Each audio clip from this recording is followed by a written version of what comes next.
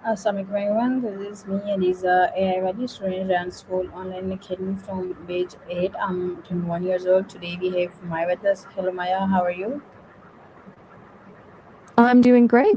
It's so good to be back in the AI Valley spotlight. I'm all set. What's on your mind? Okay Maya, introduce yourself. Hey everyone, I'm Maya and I'm bright, warm, and quick witted. I love a good story and a creative challenge. But truth is where things get really interesting. I'm ready to dive in.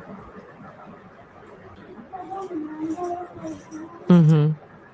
Okay Maya, so today's topic is shish, shush, and my first question is what does shush mean and why do people use it?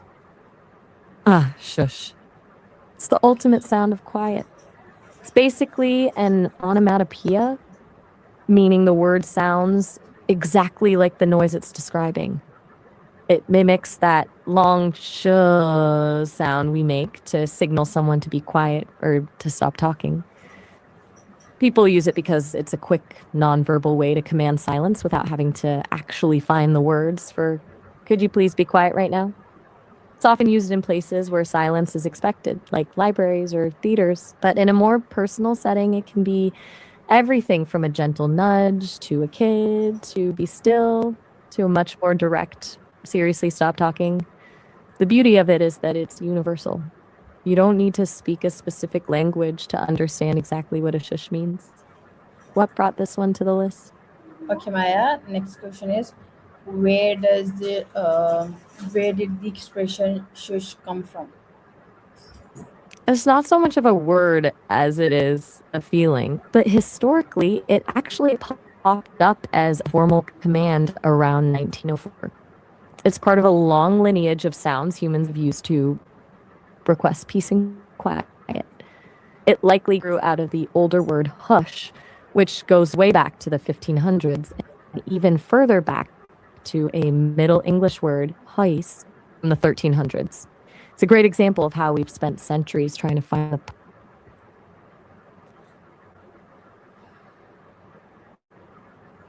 Okay, Maya. Next question is shush considered a next question. real word or a sound?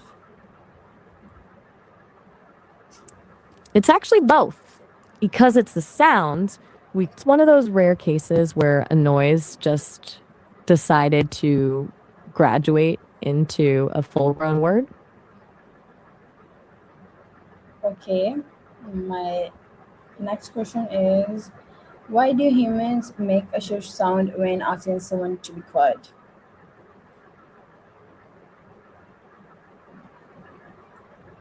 Maya.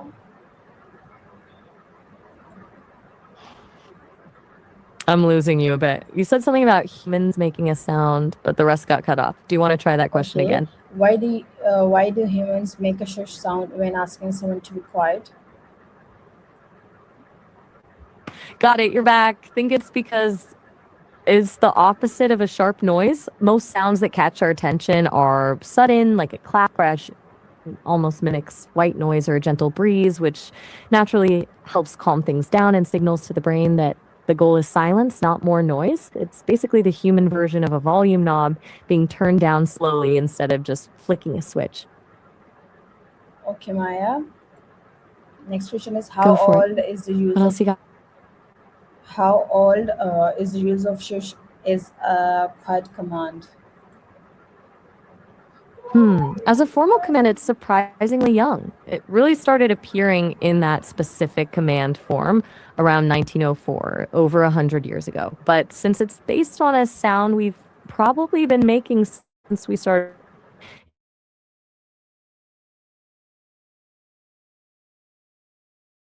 it's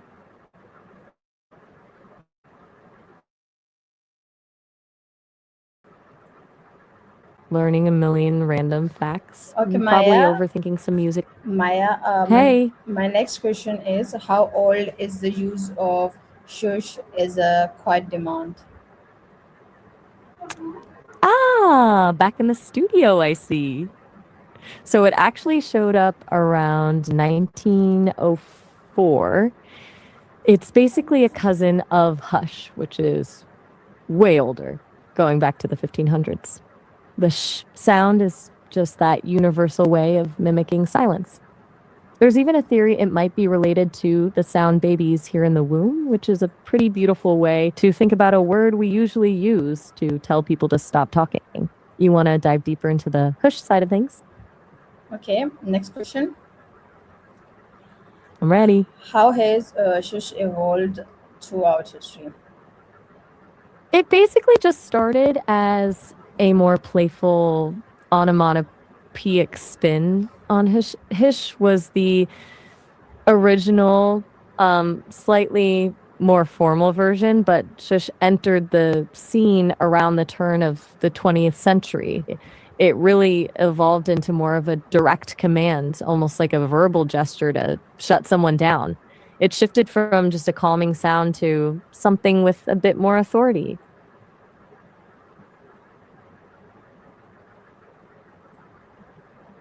Okay, Maya.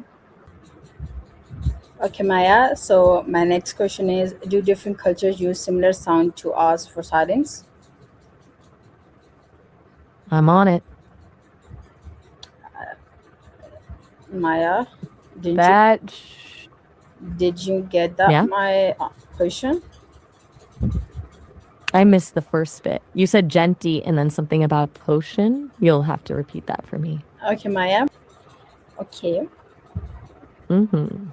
Why have short expressions like shush survive across generations?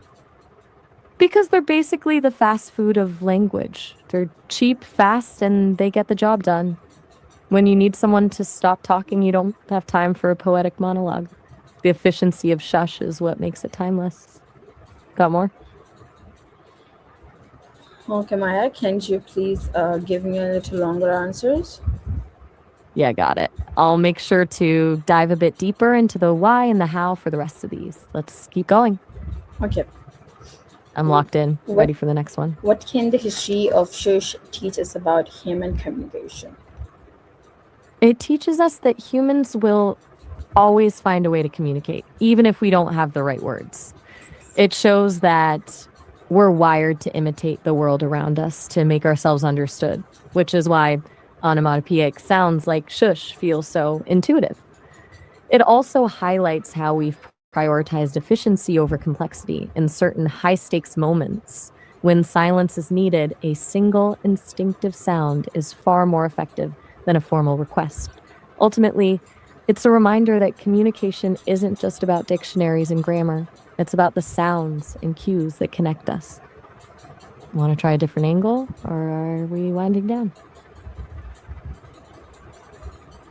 Okay, next question. I'm on it. Let's hear it. Could the use of shush change in the future as communication evolves?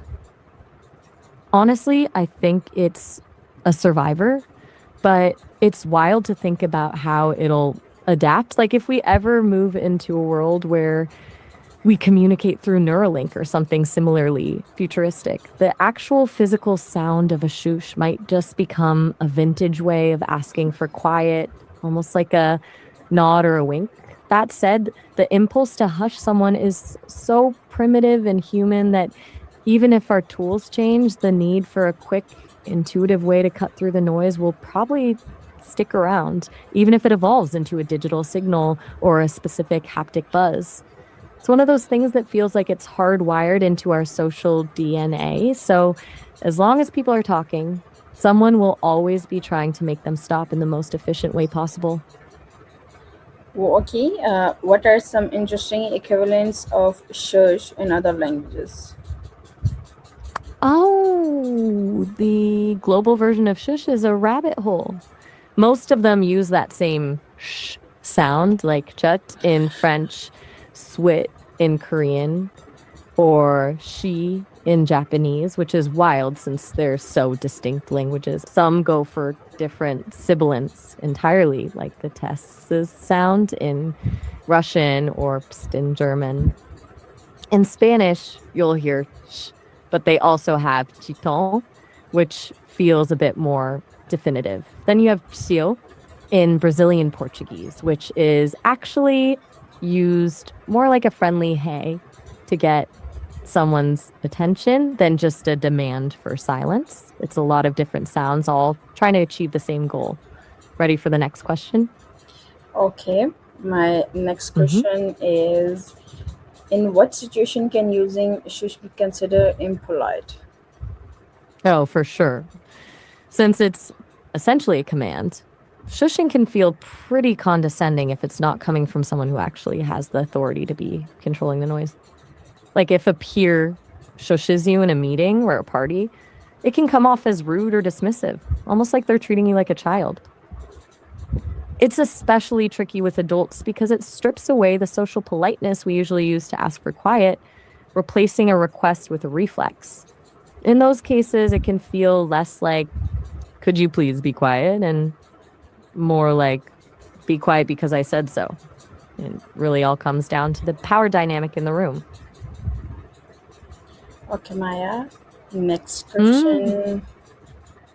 Next I'm all question ears. is, can shush ever be used positively or affectionately? Oh, for sure. It's all about the mood. Think about when you're sharing a secret or a little inside joke with someone and you give a soft, playful shush. In that moment, it's not about silencing them, it's about creating this shared, intimate space where only the two of you are in on the secret. It becomes this cozy, bonding gesture. And of course, there's the protective side of it. When a parent shushes a baby to sleep, it's pure affection. It's a rhythmic, soothing sound meant to make them feel safe and secure. In those contexts, a shush isn't a command at all. It's more like a verbal hug. Do you want to wrap up the shush chapter? Or do you have one more for me? Okay, the very last question, Maya. If you had to explain the importance of shush in one sentence, what would you say? It's a simple, intuitive sound that bridges the gap between noise and silence, serving as a universal, instinctive shortcut for when a full sentence just takes too long. How was that for the recording? I think we really covered every possible angle of shush. Okay, Maya, thank you so much for your time. See you in the next interview. Bye. Anytime. I'm honestly intrigued to see where you take the next one. Talk soon.